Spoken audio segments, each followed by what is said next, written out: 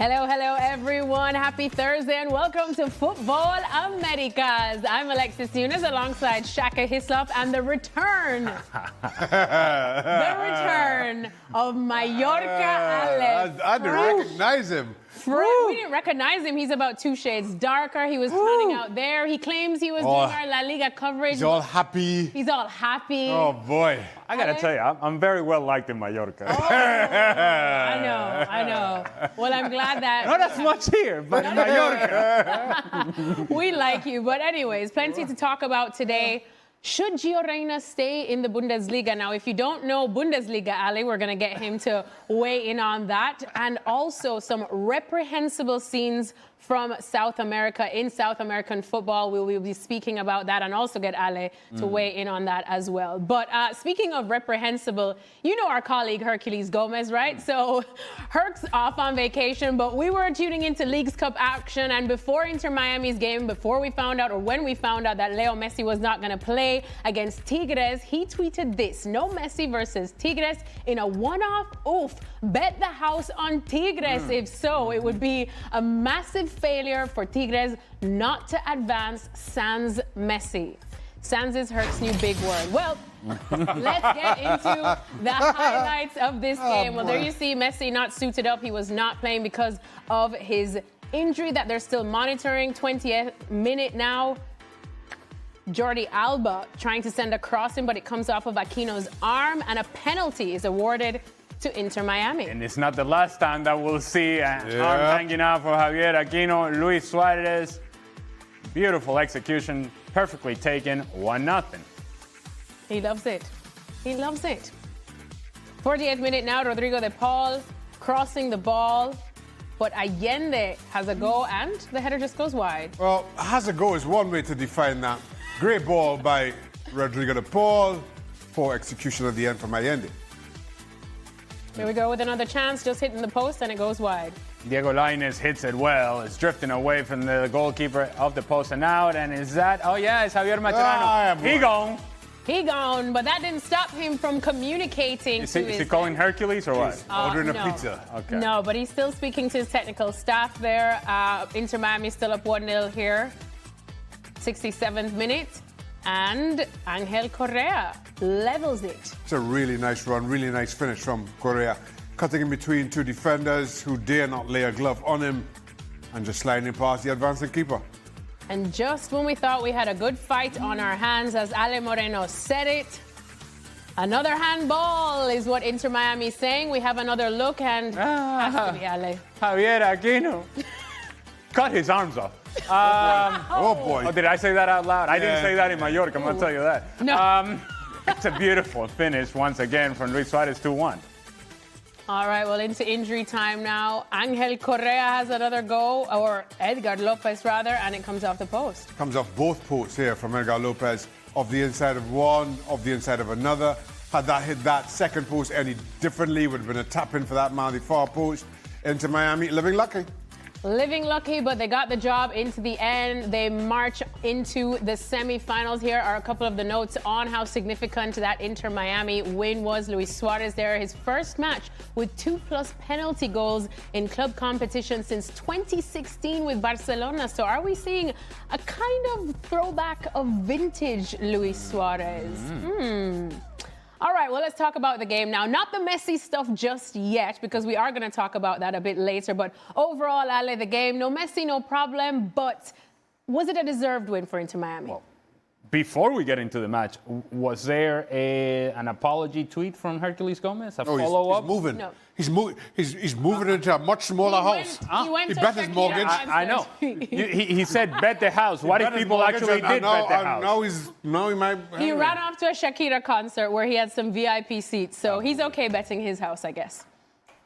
Wait a minute. Is this why he's missing this show? Because he's in a Shakira concert? It's Shakira Herc.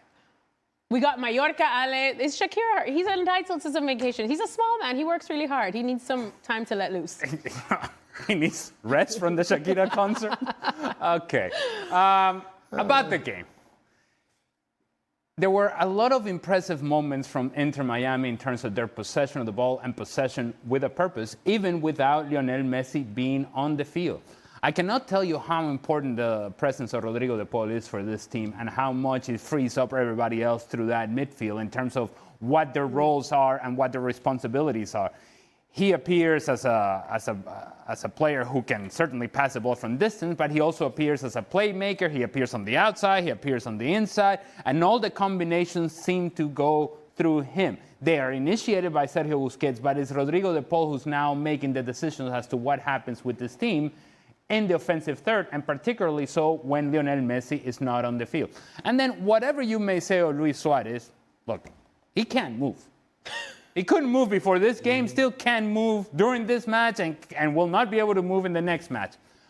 But he still has something about him in and around the 18-yard box, and he becomes really dangerous once there is service, once there's a possibility of him getting on the end of service, and he looks like a guy that if you give him a chance, still at this point in his career, he's going to put it away. And certainly so if the responsibility is to take on penalties. No Messi would mean that somebody else has got to take on that responsibility. Luis Suarez was able to do that. I still have concerns about Inter Miami and their defending. While it was a goal well taken by Angel Correa, the defending from Luján in that particular play was embarrassing. And you just have to look at Falcón and Luján in that center-back pairing. They're a mistake waiting to happen. It didn't happen nearly as much in this game as it has in other matches. Regardless, Inter Miami advanced. No Messi, no problem.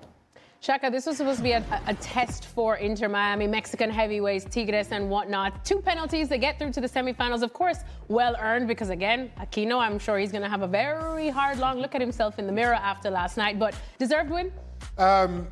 Deserved in that I thought Inter Miami, at the very least, took the game to Tigres in a way that maybe I wasn't expecting, especially without Lionel Messi. Rodrigo de Paul stepped into that space in terms of being Inter Miami's focus, and credit to them for that. But it also shows how thin the margins are at this level of the game, in that while absolutely we have to give Inter Miami their credit for going through against a tough opponent, as full strength a Tigres team as you could probably hope to see, a couple of injuries as aside, but it took 2 penalties. The first, I'm not so sure about. The second, I thought was a definite penalty. The first could have gone either way, and then Tigres hit both posts in I think it was the 89th minute or whatever it was. So that kind of shows how easily this could have been a very different story. But kind of given how Inter Miami have progressed, not just in Major League Soccer, but I'm more thinking in terms of against tougher international opponents. I am going back to the Club World Cup where I thought they represented Major League Soccer wonderfully well in a way that I didn't expect. And this is just a continuation of that. Even without Lionel Messi, I think Inter Miami, regardless of how you try to break this down, deserve the credit for getting through against Tigres in this manner. Ball calls, as Shaka said, the first one a bit, second one definitely. Well, I don't know if that's a scientific way to describe it, but yes, the first one was, it's a chicken wing. He is going down to challenge for the cross. He's not bracing his fall with that arm, and because he's chicken winging it, as the referee points out, it's I'm tough. Not giving that. I'm not giving that. Okay, all right. I'm with you, Shaq. I said he was. Yeah. But this one, on the other hand, this one is given every single time. Yeah, and again, that arm is away from the body. The arm is actually making Javier Aquino bigger. The arm is raised above his head. I'm actually surprised that the referee had to go to VAR for this one and not the first one. The first one he called right away, and I thought, man, that looked. The chicken wing? But he's kind of bringing the chicken wing in. You know, is that meatless chicken wing? Oh, yes. No, we don't like a meatless chicken wing. Nobody likes that. Nobody likes that. I just want to record your questionable handball sound and keep it as my ringtone. Just Well, one thing that was definitely not questionable, as you did point out, Luis Suarez, whether it was scenes of vintage Luis Suarez, it wasn't necessarily Shaka, but it's good to see him still sharp in and around that 18-yard box, as Ale said. Luis Suarez is a finisher, and you continue to see that. And I'm with Ali in that Luis Suarez cannot get around the park. And the amazing thing is that Inter Miami continues to do as well as they are, kind of given the lack of legs from so many of their star players, Luis Suarez being one. But what Luis Suarez lacks in mobility, he makes up for inefficiency in and around the box because he's such a good finisher, because of that understanding with Lionel Messi when he's on the park. And you saw that over the weekend. I can't remember who they played over the weekend, but that combination just continues to look shades of Barcelona. I can't say Barcelona-esque, but that understanding between the two just continues. And again, once he gets the ball to feet, he can find a half a yard of space. And he's such a good finisher that that's all it takes for Luis Suarez to be effective.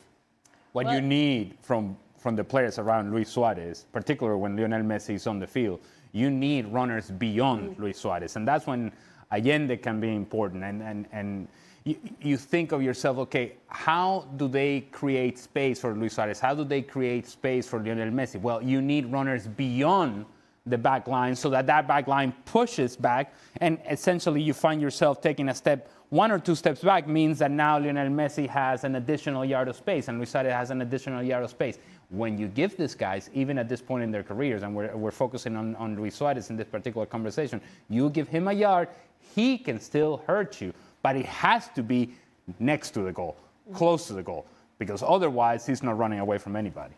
Well, as Shaka said, we really enjoyed seeing the Luis Suarez link up with Lionel Messi. Of course, his BFF was not playing in this game. Here is what assistant coach Javier Morales had to say about it. Sí, todo charlamos con Leo, la verdad que está muy presente siempre. Y nada, como dijo Javier ayer, las sensaciones, no, todo dependemos de las sensaciones que tenga Leo. Y bueno, hoy Javier tuvo una conversación con Leo, y cómo estaban las sensaciones, no fueron las mejores. Y bueno, nada, o sea, preferimos no arriesgar y no otra vez retroceder en el tiempo, ¿no? Y ir a lo seguro, que por ahí era que no juegue.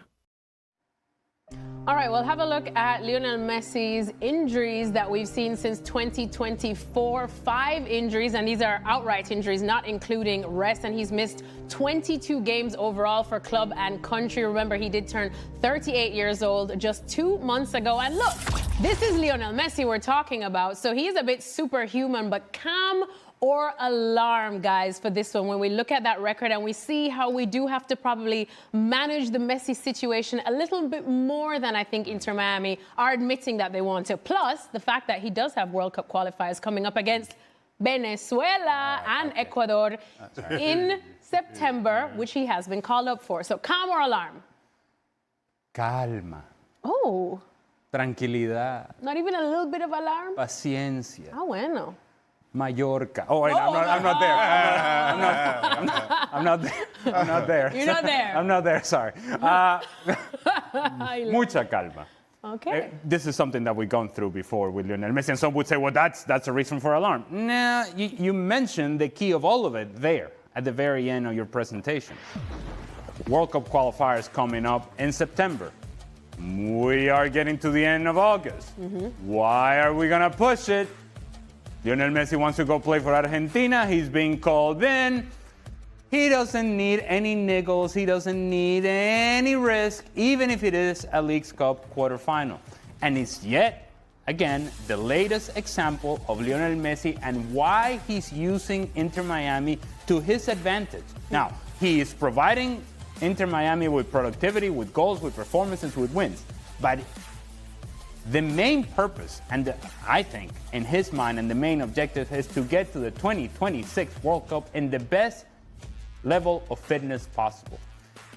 And playing with Argentina is still important for Lionel Messi, and therefore not risking at least essentially the opportunity to play for Argentina in September by playing in a Leagues Cup quarterfinal. It tells you that in his mind, priority still Argentina. And I don't blame him for it. Mm-hmm. I don't blame him for it. Inter Miami is going to have to accommodate Lionel Messi, as we know they will, and as we know they have no choice. If Lionel Messi, as Javier Morales, the assistant coach, just said there, Javier Morales, by the way, great player for Real Salt Lake, he just told us, we depend on what Leo tells us. Yeah. If Leo feels like, nah, right now it's not the day, then we listen to Leo. If Leo tells us he wants to be out there, Leo will be out there. And that's the reality of Inter Miami, and they're going to have to accommodate Lionel Messi. And that should not be a surprise to anybody, nor anybody should be alarmed about this. Calma. Calma. Shaka, what about you? A little bit of alarm? Because we spoke about this on Monday, didn't we? And you were saying that Messi would be one to relish this opportunity with that little Mexico-Argentina rivalry, a chance to show them again. But as Ale says, is he just managing himself well for Argentina? I think Lionel Messi knows that he has to manage himself. But as per the calm or alarm, I'm going to sit on the fence here. And I say that because it depends on how you look at this. If you're looking at this from the perspective of a 38-year-old football player missing games because of injuries, there's absolutely no reason to be alarmed about anything. That's par for the course. At 28, if you are talking about the best player in the Americas today, and I still think Lionel Messi holds that mantra, and I know people will be shouting about Vinicius and Rafinha, kind of given their performances at club level. In the Americas, Vinicius, Rafinha do not turn out the performances for Brazil that Lionel Messi does for Argentina, right? So I'm not getting into that debate. I'm talking about the most effective player in the Americas today. Anytime he misses any amount of game time, whether it's through injury, whether it's 15 minutes at the end of a game, there's going to be alarm bells going off somewhere for some reason. And that is only because of how good Lionel Messi is. So from a human perspective, calm. Nothing to see here. From the superhuman player that Lionel Messi continues to show himself to be, everything's reason for alarm. And when was the last time you were alarmed about anything, Shaq? Shaka's very chilled. 1981. My ice cream fell. Yes. There yes. it was. Louise. There it was. Shaka, you're aging yourself. I thought you were born in 1981. No, he was not. Well, no, he was not. Go a little further back. A little further. 1980? We're not talking about. We're talking about Lionel Messi. Let's say he lived plenty through the 70s. That ice cream fell in the 70s. Or even the 60s. Anyways, let's move on now to You Got Concacaf. We absolutely love it. Now, you would have noticed certain scenes during that game of Javier Mascherano. These, a very animated one, but he was sent off and banished into the crowd because he got a red card. But he was still able to speak to his coaching staff, and as you can see, just wait for the part where he actually gets on his cell phone to do it, because I guess his gritos were not loud, and here we go. He was still able to do it, and I guess dictate and coach the game as managers do, just via his cell phone. Now, normally in other parts of this world, this probably wouldn't fly, but we are in the CONCACAF region, and you know, what's a rule, right? So now, well, let me just specify that the League's Cup regulations have said that this is okay, that there's no problem, there's no alarm here. Just calm. So then why send him off? Why send him off if he can just go and sit in the front row of the stand? It was a strong gesture to let him know that how he was acting was not good enough. Exemplary. Oh, so that's a slap on the wrist, like move from there 10 feet back. That's the punishment. It looked like at least a level above. Yeah, exactly. You move him 10 feet back and then lift him up.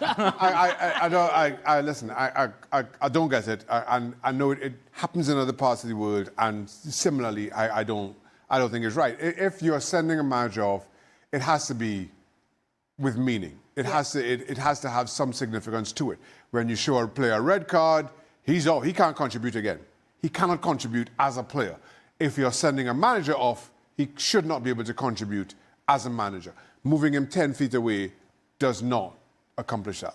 Right, but I don't blame Mascherano. No, you can't. No, absolutely. If according to Leagues Cup, this is okay. If we're going to have a conversation, it's not about Mascherano and him taking advantage of the loophole. It's Leagues Cup providing this loophole. And to Shaka's point, up and back is really not enough. It's got to go down the tunnel and gone. And gone skis. And gone. Up to the executive boxes. If that, just gone. He's got to be out of the picture. It doesn't help either that the TV coverage is straight on Mascherano. They can't miss him. He's right there. As he's telling these people, drop in here, you come. We're gonna play with a 4-4-2. Zoomed in. We could literally, we could tell exactly what tactics Inter Miami were going to do. Not a whole lot of trust on Javi Morales either. No.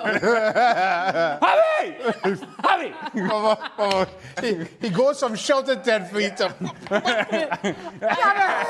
I love how he actually realized that his shouts were not being heard, and he said, "You know what? Let me call him. Let's use technology. Technology. Let's use technology." If Javier Morales didn't answer the phone there. What if he hears it and goes, Then you would hear the shouts. He I'm not listening to this guy. If you are a Liga MX club supporter, you can look away, but we ask you to stay. This one, Seattle hosting Puebla. 14 minutes in now. That shot just curled wide. Little Meg action. Tries to find that far post, unable to do so. Into the second half now. More Seattle on the attack, and it also is wide. It's a nice first touch. Oh, is it off the defender? Just doesn't seem to get his feet right. Pulls the volley. Musovski winning the ball here, but You want to get yourself thrown out? Do this. Do that. Go chest bump the referee. That'll do it. Oh. That'll do it. He got a yellow card that he was obviously upset about. He thought that he was the one being fouled. That chicken wing gets the defender. And then after that, he thought he had been fouled. The foul is called against him. Yellow card and then red card. He gone. he gone. Seattle down to 10 men. Match then goes to penalties. Vargas scoring. This is penalty number 10, by the way. Oh, okay. case Save Andrew you- Thomas. Hold Just on. in Are case we you too can busy tell. in the rest of the show that we couldn't show all the penalties? It's a lot. or what? Guys, It's a lot going time on. is of the essence, and we All didn't right, have all okay, the well, time we there. got Well done, Andrew Thomas. we got a Shakira concert to go to. We win. Seattle win that one 4-3 on penalties. LA Galaxy up against Pachuca, 27th minute now, and the Galaxy take a 1-0 lead. Well, Pachuca essentially picking their noses defensively. Nice finish here. Yes, absolutely. Absolutely it was. Okay. Well, 10 minutes later, the Galaxy back on the attack. Can they double their lead? Oh. And they do. Right here. Marco Reus, right place, right time. Just trailing the play. Nice build-up play from Galaxy on the counter-attack. And then look at Marco Reus here. Just allows the defenders to drift off of him. Trailing, and albeit by a deflection, right place, right time. Cool head in the middle of the box. Into injury time now. Pachuca looking for something, anything for this game to probably get turned on its head. And, ooh, they get one. Armao with the finish, and it is a beautiful finish. He was really active in the second half. Traps the ball with his chest, and in one fluid motion finishes the chance, but not enough. Not enough. It was a little too late for Pachuca. Galaxy win that one 2-1. Orlando City now up against Toluca. Shaka stayed up and watched this one into the wee hours of the morning. Well, he would have been the only person watching this game. There are more people in the studio than there are in that stadium. Oh, Ojeda Boy, scored okay. this one. However, it's called offside. Any arguments, guys? Is he offside? Is he? I guess so. You okay there, Shaq?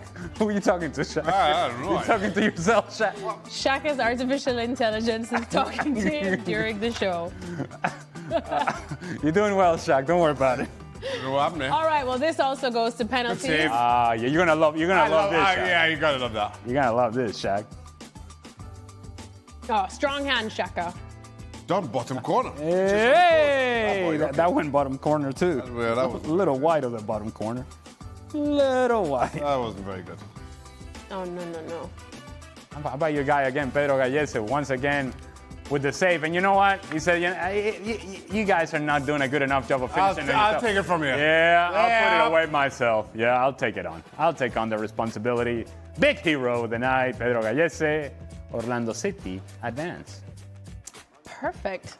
Ale just took the words right out of my mouth. So I'm like sorry, I said, if you're a Liga MX club supporter, apologies, because this is the second year in a row in the Leagues Cup that we will see an all MLS semi-final round. There are the matchups: Inter Miami up against Orlando, and then LA Galaxy up against Seattle. All right, well, let's hear from Antonio Mohamed, head coach of Toluca. This is what he had to say after. He says, we're leaving the tournament without losing. It was in the rules, and we know this could happen.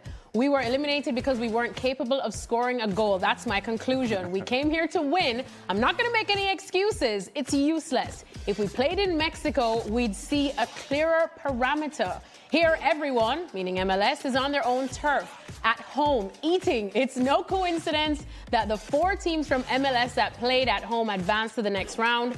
There's a big difference. The other is that MLS has great players, and they've evened the playing field. It would be better if this was played home and away. We see that in the Concacaf Champions Cup, and that's why 9 out of the 10 Mexican teams advance. Yeah. All right, well, he said that he wasn't exactly making excuses as to why Toluca lost, but he made a whole lot of excuses there. I'm not making any excuses. But let me give you a couple of reasons excuses. why we lost, but we didn't lose. But we'll get to that in a bit. First and foremost, second straight year in the Leagues Cup that we are seeing an all-MLS semifinal round.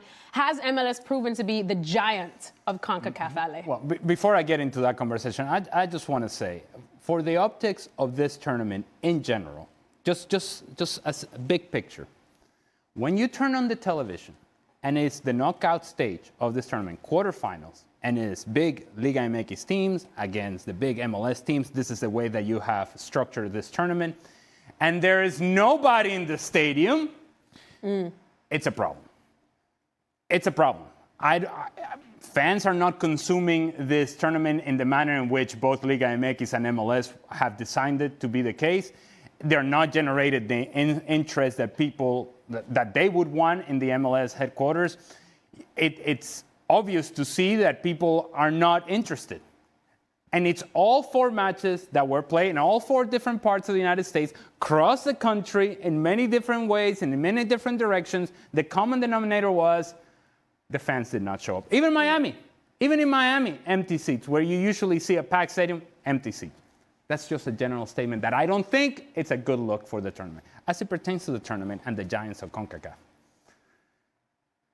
I'm a product of Major League Soccer, proudly so.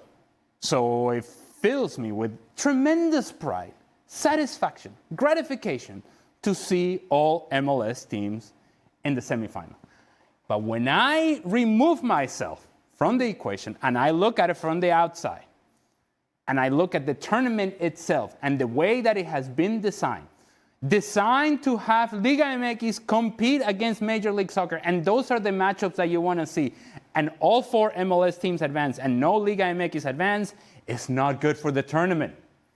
You want this to be Leagues Cup, not the League Cup. And 2 years in a row is all MLS all the time. The reasons, according to Turco Mohamed, the coach of Toluca, is, all the MLS teams are playing at home. And that, there is some validity to that. But I just mentioned a minute ago that there was nobody in the stadium. Yeah. So home field advantage wasn't exactly all that pressing for the MLS team. So all I'm going to say is, for MLS, I think teams will take great pride in this. And if you're a player in Major League Soccer, you should feel very good about yourself, about the fact that Liga MX teams are not advancing to the semifinals, and that there was a time, and maybe it's a coincidence, but it's a time in which I was a player, in which, as MLS teams, we used to get our backsides handed to us, consistently so. That's not the case now. There is a shift happening, perhaps not as often as there should be, but the budgets are different now. The standard is different now. The depth for MLS teams is different now. MLS is turning the corner here, and Liga MX is now their responsibility to keep up. I think Liga MX has taken a couple of steps back. MLS has taken a couple of steps forward, and now the matchups are far more competitive than they used to be. MLS is overtaking Liga MX in terms of talent, and hopefully that's not what I said. Well, no. Okay. But right. I do believe that there's validity to home and away. And while Tali's point, yes, you're traveling, there's no crowd, but it goes a whole lot deeper than that, which he alluded to, just in terms of the travel and just in terms of settling.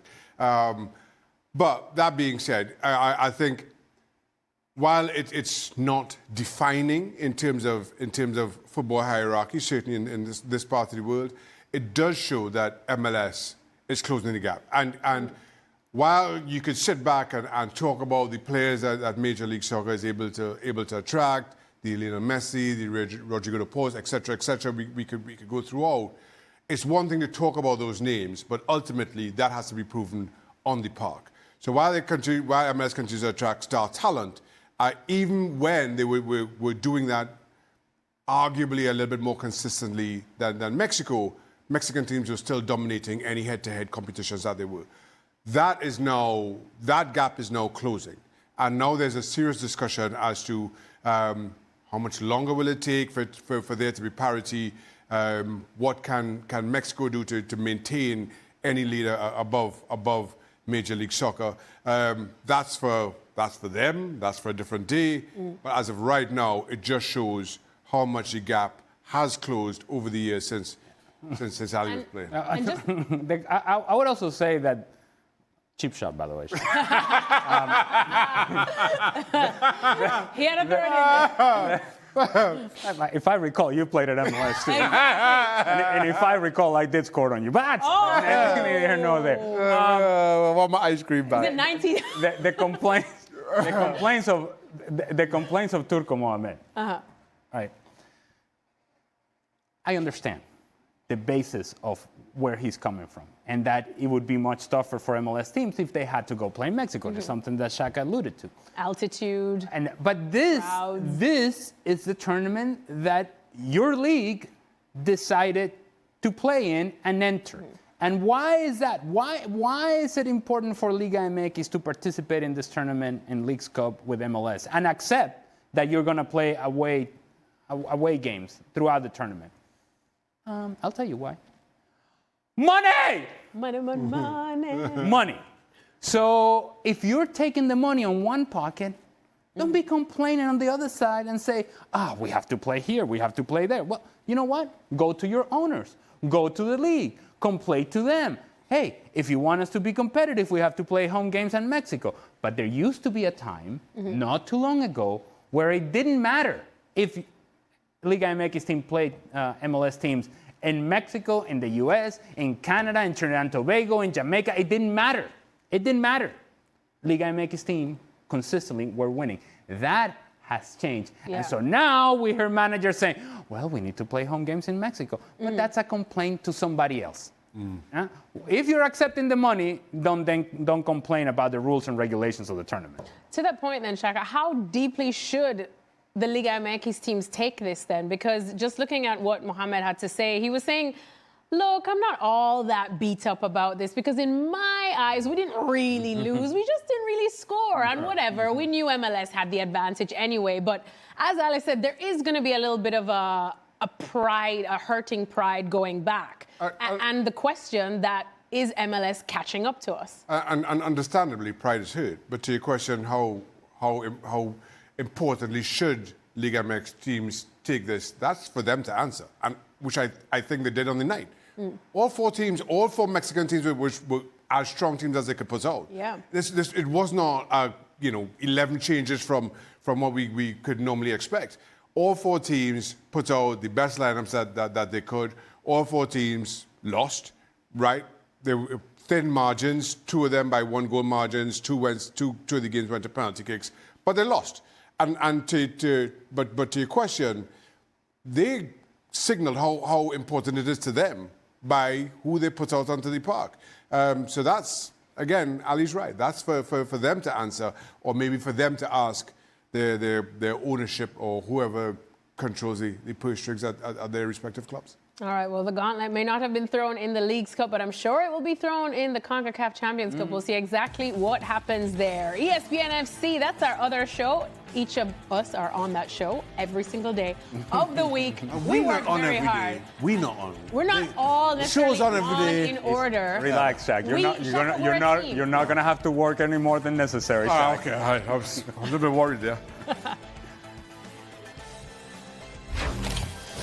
All right, right, let's talk about Gio Reyna, shall we? Because he's reportedly in talks with Borussia Mönchengladbach. Interesting stuff there, of course. We've been talking at length about what Gio Reyna should do, considering it is the beginning of a big year as we have one eye on next year's FIFA World Cup. Now, he is currently at Borussia Dortmund. He has been courted by Parma. We wondered if Italy would be a good place for him to go, where a couple of other U.S. men's national team players have found it to be a happy hunting ground.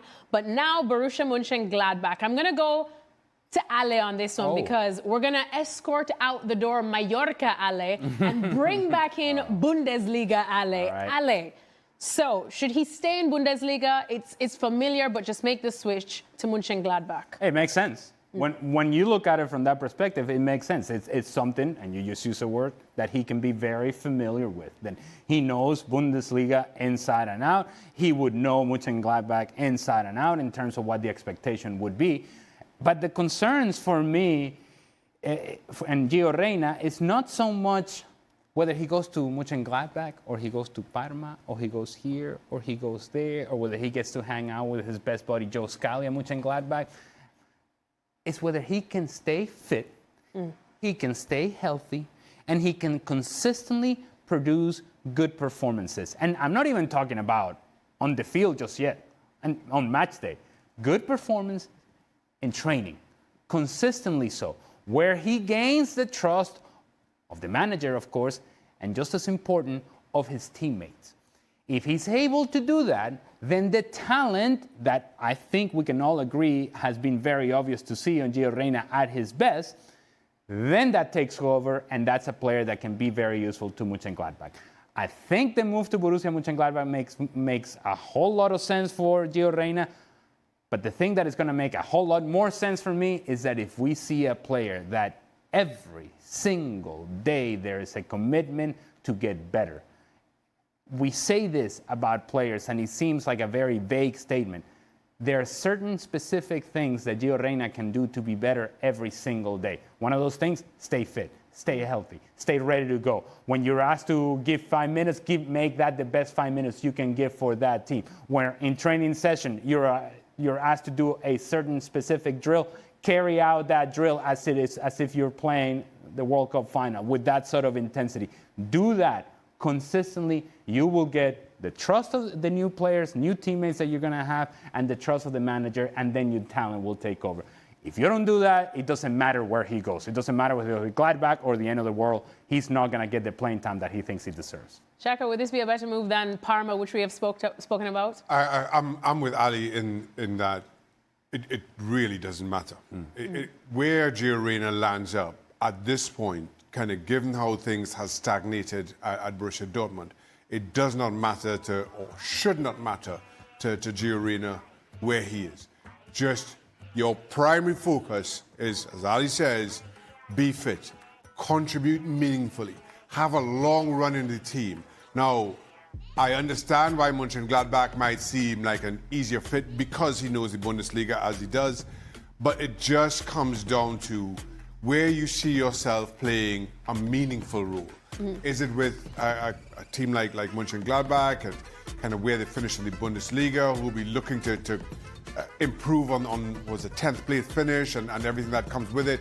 Or is it at a club like Parma where there may be less expectations, kind of given their own history and concerns about relegation, where maybe the expectation, the pressure the pressure is certainly different and may not be as high in terms of a league place finish.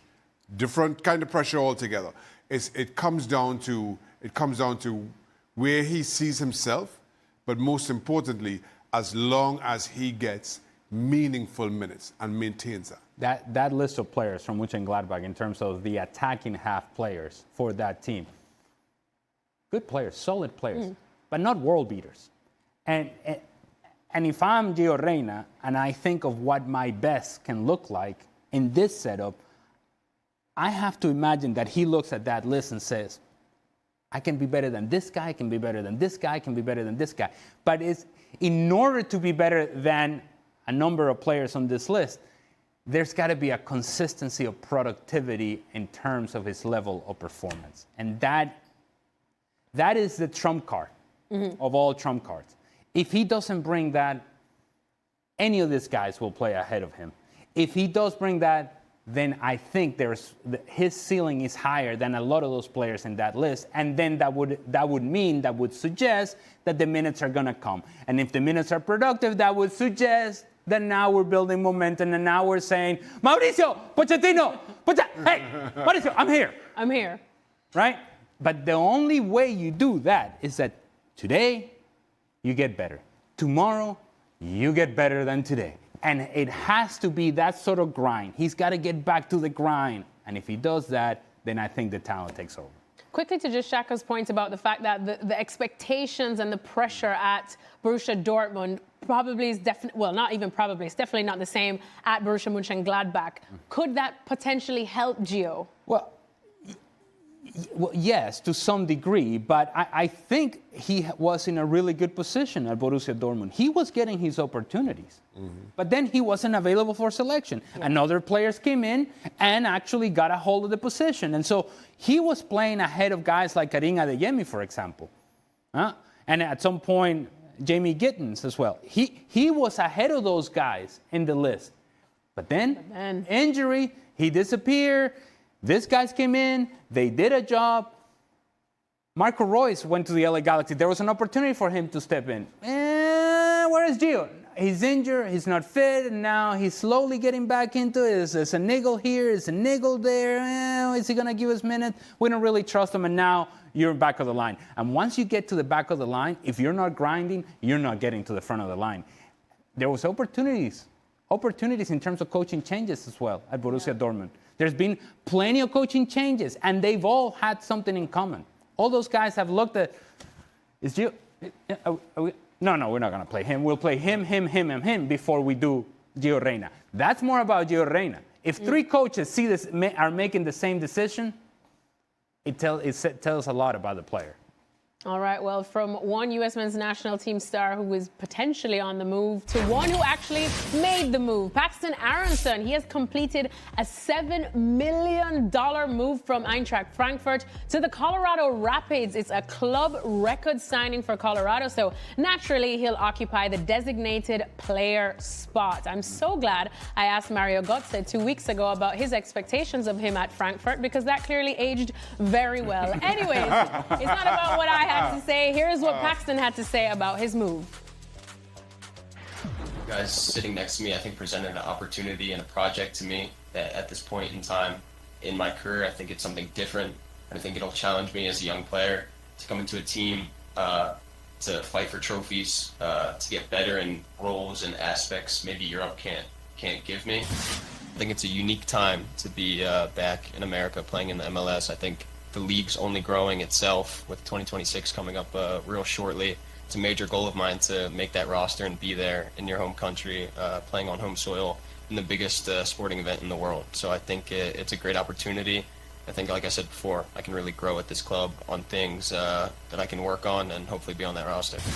But it's a huge honor to kind of be the start of something special here in Colorado, and I take that kind of pressure of wearing the number 10 and being a big player, and I think I can embrace that and grow as a player and a person. Like I said 2 weeks ago, Mario Götze, chatting about exactly what Paxton Aronson can do for Frankfurt in their new historic season, playing in the Champions League, potentially fighting back for his place. He just scored for them in the first round of the DFB Pokal Cup, got an assist as well. But and what in did he tell 24 hours, what did he tell you? He spoke about his great attributes and how he's now back in the scope at Frankfurt. But in 24 hours, that all changed because now he's in Colorado. Ale, so Bundesliga, Ale. You a bit surprised at his decision to come to MLS? I am, actually. 21 years old, and had what I thought was somewhat of a successful loan spell at Utrecht, where there was some productivity, and you're thinking, well, this is the trajectory. He wasn't going to get the minutes at Eintracht Frankfurt that he wanted last season, goes out on loan, and I think makes the most of it in terms of his opportunities at Utrecht. And I'm thinking, all right, well, the next logical evolution is maybe you find yourself in the rotation at Eintracht Frankfurt. Perhaps not starting all the time, but there's going to be opportunities for attacking players at Eintracht Frankfurt, because let me just tell you, a lot of the attacking players from Eintracht Frankfurt are no longer there. No, they've been poached. Omar Marmoush, gone. Hugo Kitike, gone. And you just look at Eintracht Frankfurt, and they could use a player with the creativity and the vision and the attributes that you just mentioned of Paxton Aronson. And so while he may not have been playing all the time, I think the goal would have been, hey, I went out on loan last year, I'm coming back and I'm going to claim a place in this team. I'm going to claim a role and grow within that role. He did well in preseason. And you're thinking, well, again, we're seeing the evolution. You're taking the steps necessary to get to a rotation. It feels like, to me anyways, it feels like we're pulling the plug on the opportunity to be successful at Eintracht Frankfurt a little too soon to then come back and play for Colorado. The only reason that makes sense for me is what he addressed there. He wants to be part of the roster in the World Cup in 2026, and in order to do that, he has to be playing consistently. He didn't think he was obviously going to get that at Eintracht Frankfurt, and wasn't going to attract the attention of Mauricio Pochettino. I don't know. I don't know if you make that decision based on the 2026 World Cup, and you don't make the decision based upon the next 10 years of your career. That's where I perhaps would have done something different had I been Paxton Aronson. I think this is the kind of move you may very well see a lot of during the course of this transfer window. Players on the fringes at bigger clubs but wanting regular playing time. It's a kind of move that happens the year of a World Cup year, in the build-up to a World Cup. Otherwise, it doesn't make an awful lot of sense. The other aspect of this is, and while I think Paxton Aronson coming to Major League Soccer, outstanding talent for Major League Soccer, and while I'm defending that decision in a World Cup year, I think I'm right in saying signs a 5-year contract, which is all well and good. But if we're talking about a World Cup, now all of a sudden we're talking about 2 World Cup cycles, 2026 and 2030, of course. So that for me, unless, and we don't know the fine print in this contract, unless there's some kind of a release clause with a price attached to it, that he can get back to Europe and again try to test his arm at that higher level. I'm not sure why you commit that amount of time at his age, given his experience already in Europe. Yeah. Coming back to MLS to be a part of Pochettino's plans is one thing, but to stay here for the duration of this lengthy contract for someone of his talents and his experience doesn't make sense to me. Yeah, I suppose this is one that we will definitely keep an eye on. Well, Paxton Aronson may be gone from the Bundesliga, but you know who's back? Bundesliga! Yeah! Yes, and the Super. Bundesliga is back this weekend on ESPN. Bayern Munich against Leipzig? Leipzig. I was trying to say it like our Derek Ray, but I don't think it came off very well. Ali, are you on the scene? Oh, boy. Absolutely, I am. You know who should be and isn't? Bundesliga Shaq. Oh, no, Bundesliga Shaq, we left him there about 2 seasons ago. Yeah, Make sure to tune in. The game is He at left 2:30. himself there. The game's 2:30 p.m., but tune in 30 minutes before to have a look at our pre-show. Is the police. Well, we will see where the police are, but this is what CONMEBOL had to say on the fan violence. It says the Confederation expresses its repudiation and strongly condemns the acts of violence that took place inside and outside the stadium. The institution will act with the utmost firmness and in accordance with the regulations of the disciplinary committee. Well, they weren't the only ones weighing in on this one. FIFA President Gianni Infantino had this today. I strongly condemn the shocking violence which led to the cancellation of the Copa Sudamericana last 16 second leg match between Independiente and Universidad de Chile in Buenos Aires. Violence has no place in football. Players, fans, staff, officials, and everyone who enjoys our beautiful game should be able to do so without fear. Well, now let's head on over to join our ESPN Argentina colleague, Fran Canepa, who is in Buenos Aires in Argentina.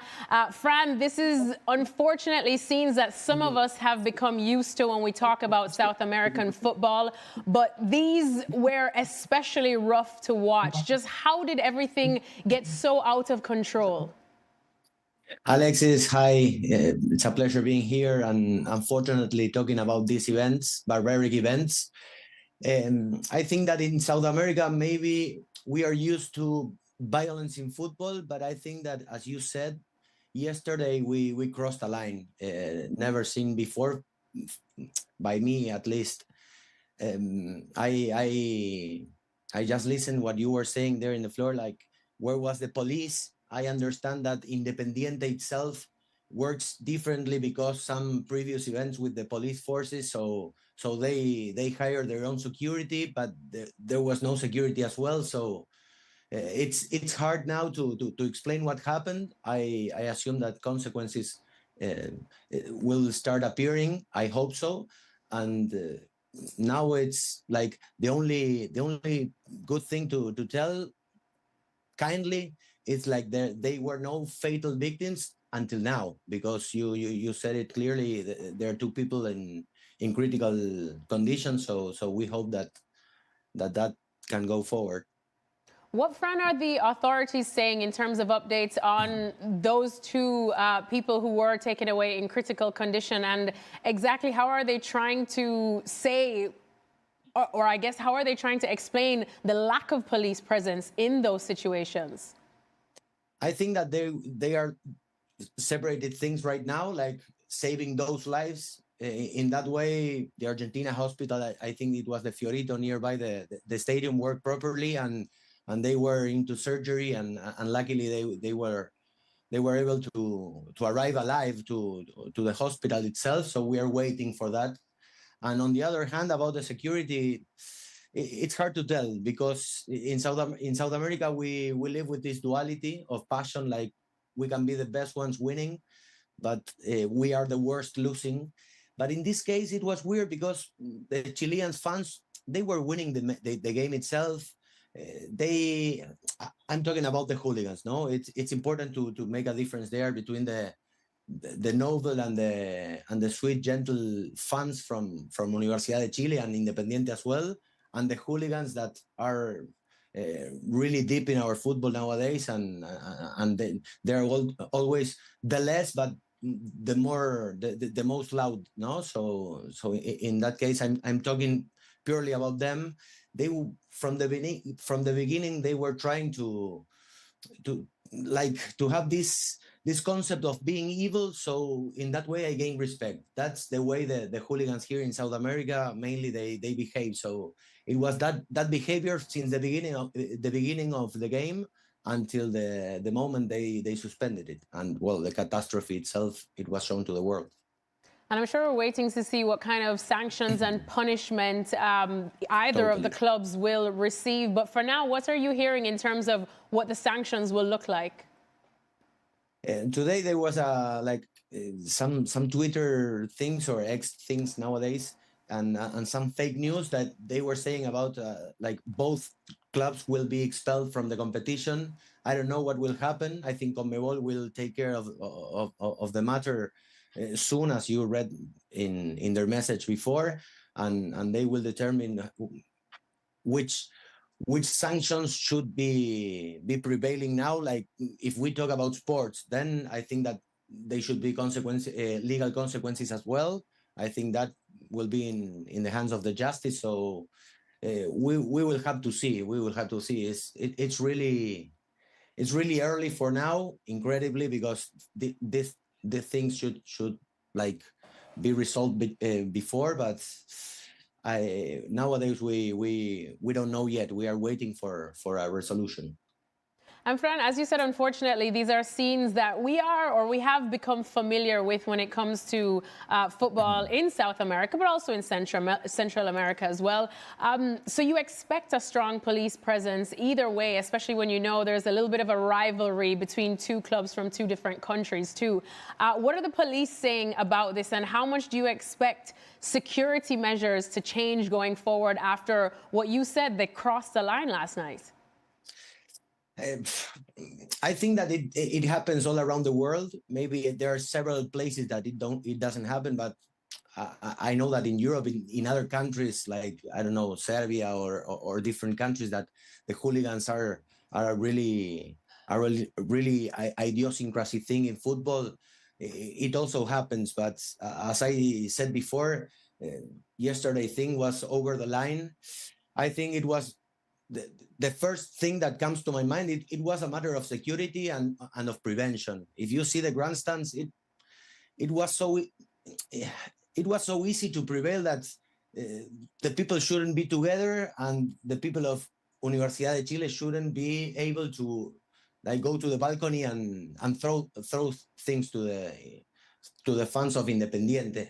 In matters of police, I think every country works itself with their own security issues. In Argentina, there's an institution that sort of control all that things about security in sports events, that it's called La Previde. And I think that they are all trying to look about everything that happened yesterday from the beginning until the end, and try. I don't think that now it's time to blame. It's time to take action, no? Because if you start to blame from one place to another, like the key of the question gets aside, and we have to wait. The thing is that we have to wait. Well, Fran Canepa, thank you so much for joining us on Futbol Americas. Muchísimas gracias. I know that you had a typical Argentinian barbecue earlier on, so we're going to let you go ahead and finish enjoying it. But thank you so much. Thank you very much, Alexis. It's a pleasure, and I hope that next time it could be for better news, happier news, no? Yeah, happier news. Probably something about Messi. Of course, of course. Bye. Gracias, Thank Fran. you very much. Gracias. All right, Fran Canepa there. And as he said, Ale, you would know this very well, being from South America, being from Venezuela. These scenes are nothing new. But unfortunately, we feel like looking at that, where you're seeing children getting hit, a line was crossed. So the fact that we can all agree that these things happen quite regularly, not only in South America, but in Europe, but in the UK. But particularly in South America, it happens quite often.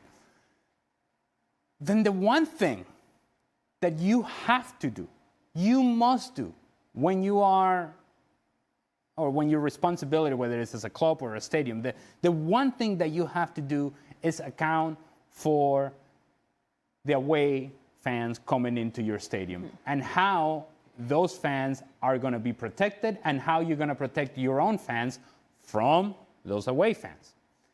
Because it goes both ways. Yes. You're protecting the away fans, and in doing that, you're protecting your own fans. What was incredible for me, and not many things surprise me anymore when it comes to fan behavior, but what was incredible to me is that you had people slinging what seemed to be metal bars across, and essentially, the stands, and there is nobody even coming close to stopping it. People freely throwing stuff all over the place, and nobody even coming close to stopping it. And so while I understand what Fran is saying, that Independiente does their security differently than other stadiums, that they don't rely on the police, that they rely on this group of people, whatever the company is that he mentioned there. Were they at the asado with Fran? Huh? Were they having a choripán and a mate? Where were they? There wasn't one security person that even wanted to get involved. There was nobody getting involved. You saw nobody. You know full well when you're in a stadium, you know full well when things are getting out of control. This is not normal. When you start feeling that that's about to happen, whatever they are, they have to go and address it. Because if you don't, then it's the crazy people running the asylum. And you allow these crazy people all the freedom to do whatever they want, and there's no control in it. How do we get there, knowing full well that this is, and Fran just used the word idiosyncrasy. It is within our culture, whether you like it or not. If you go to a World Cup, you know where the Colombian fans are. Yeah. You know where the Argentina fans are. You know where the Uruguay fans are. You know full well where they are because of that passion, because it burns deep within. Because it's what we're born with. It's in our blood. It's what we have been brought up to do, is to either play soccer or support soccer. It's what we do, it's what we breathe, it is our lives. And that's how people in South America carry themselves. When that gets out of control, which it does, and I'm not condoning it whatsoever, and I don't forgive it whatsoever, and you know that it's bound to happen, you have to have security measures in place. If you don't, these people take over, and its game is all gone. You're not stopping it. You're not stopping it. You have to prevent it. This is about preventive measures. You do that, nothing happens. You don't prevent it, it gets out of control, crazy people take over, and now we're having this conversation. There are a couple of things that are striking to me. One, while, yes, this happens way too often in South America, as it does the rest of the world, that's no longer an excuse anywhere. Well, this is kind of how, this is what we do. This is what we do. This is the culture around our game. That is not an excuse. My question then I also question Independiente and their use of a private security service. And now, they may have their reasons for it, whatever they are, that historical context to it, whatever. The one thing you will say, where there's an advantage to having police involved, especially in games like this, when it's teams from different countries, it's the sharing of knowledge. It's the sharing of, look out for this person or this group. They have a history around football violence. So they inform the local police wherever they're going to, so they know, and there's that exchange. And then there's a certain sense of accountability. If one of those persons or one of those groups slips through that net, why that happened, and there's a learning from it. So to have your own private security service, who is not a part of that kind of official exchange over borders of information on people like that, I think already puts you on a losing track. And if Independiente is to, again, at any point be a part of international competition, that needs to be addressed, because that is a weakness that is just there to be exploited by those hooligans who live off those loopholes, those exploitations of kind of security and knowledge gaps.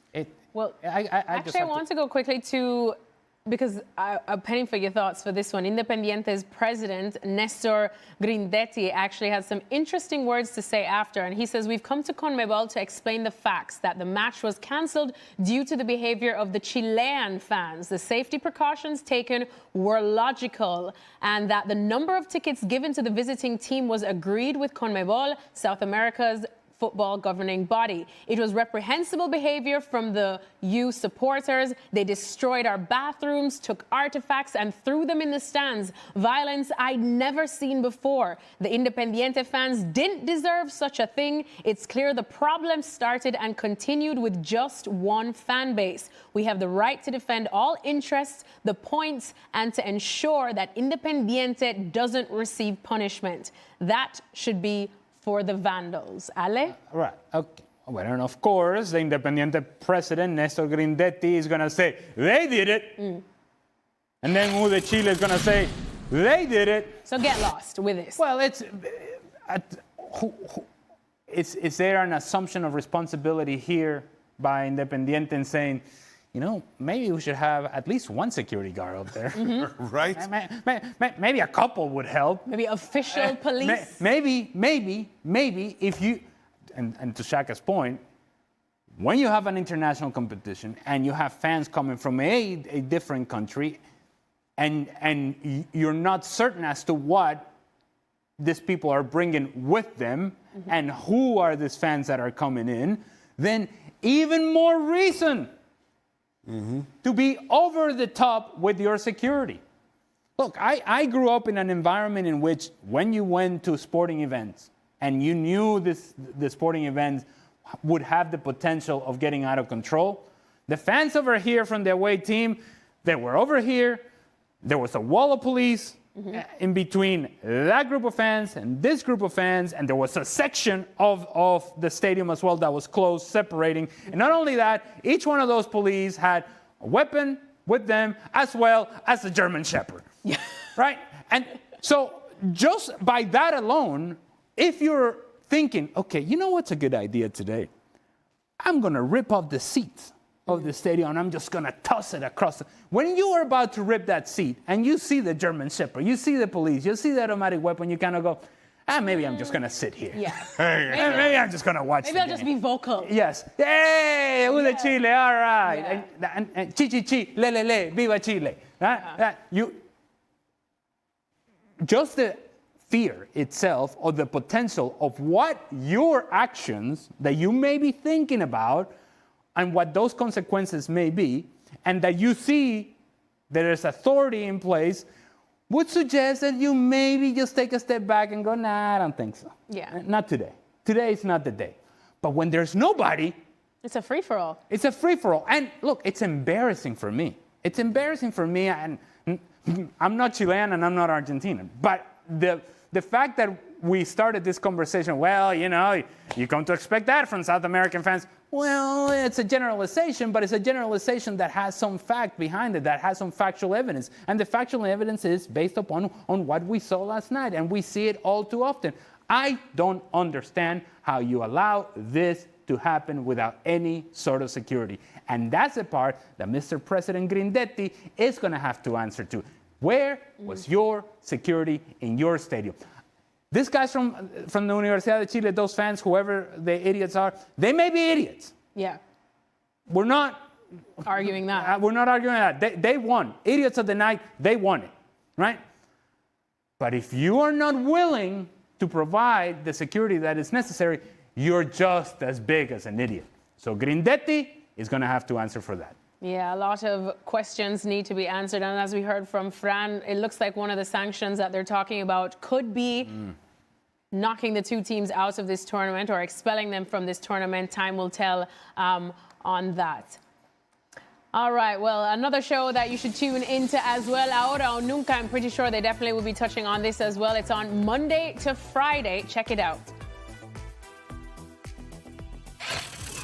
All right, let's squeeze in a little bit of Drippin or Trippin. Everyone's releasing some third kits. This is Chelsea's third kit as well. It's inspired by the 04-05 season. It's a nice one. It's a Jose Mourinho-esque one. It's all black, but it's got the white details there on the side. Now, Shaka's already hanging his head. Now, Ale, you weren't here on Monday when we did Drippin or Trippin, and I said that when I'm looking for swag, inspo, or validation, I definitely don't look to Shaka, Hislop, or Casey Keller, who we had. But you're a bit better because you've shown up nice today. You've got lobsters on your shirt. Yes, You've got I a do. matching Red pocket. lobsters. You've got red lobsters on your shirt. I got red shoes too. Red shoes.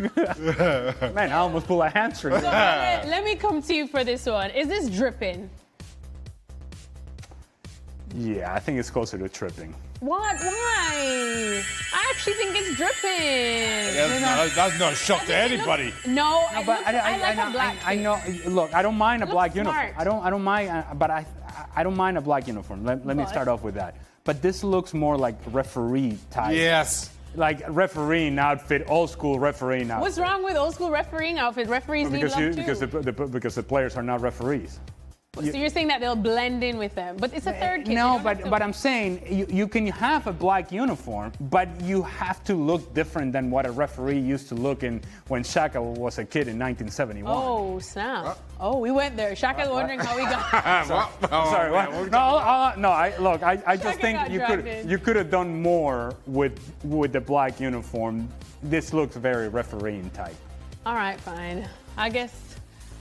All right. Ale's giving that one a trip in. This is Barcelona's third kit. Now, ooh, Shaka, I'm going to throw this one to you because you, like me, we're from the Caribbean. We love bright colors. You're also a goalkeeper, and goalkeeper kits tend to be on the neon side like this one. Now, this obviously is a tribute to their 2009 sextuple season. That's when you win six, Shaka. That's when you win a lot of trophies. You got confused there, Shaq. This is closer. This is closer to Drippin. Shaka, just say it's I like the Drippin. color. It's a nice color. It's I'll giving give it that. goalkeeper? It's giving orange. It's giving goalkeeper. Orange, you glad that it's a nice kit? See what I did there? Oh, I'm here all night. All right. I like it. Is orange the official color? What is it? Shaka, say it's dripping. It's dripping. Oh, no, but look at the camera and say it's dripping. It's dripping. Love that. Who said you can't teach an old dog new tricks? What color is that? What is the color, though? I think it's peachy. Orange. Peachy, isn't it? I'll just go for orange. Shaka's point. Well, you can probably see Barcelona choose to wear it in La Liga this season. They are back in action this weekend up against Levante, Saturday, 3:30 p.m. Eastern Time. But remember, our coverage starts 30 minutes earlier on ESPN Plus and ESPN Deportes. All right, that's it for us today. Thank you so much for joining us. That was an exciting show. Hercules Gomez will be back on Monday, and so will Lobster Alley. Does Shakira know about this? Does Shakira know? Is Shakira going to be here? Because if Shakira's going to be here, I'll definitely be here. Shakira's finished her tours. She's knocked Herc out. Apparently, he was hanging around backstage too Tell her long. PK's not coming. Oh. What? Boy, Oh. What? Bye.